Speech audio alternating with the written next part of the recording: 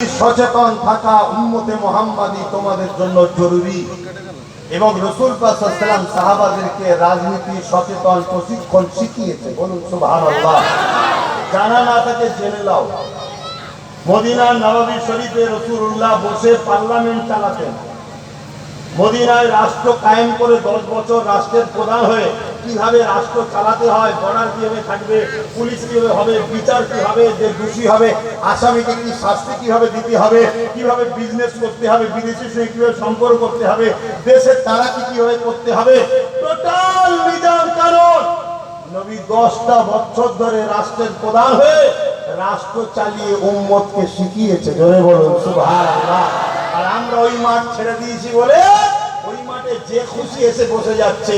আর একটা উপযুক্ত এখনো পর্যন্ত কেউ এতে আসতে পারলো না যে কোনো বাপের বেটা এসে ধর্ষণকে বন্ধ করতে পারে।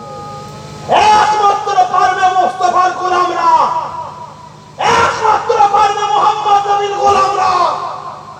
1450-1500 বছর হয়ে গেল মক্কা মদিনাতে নবী আইন তৈরি করেছে।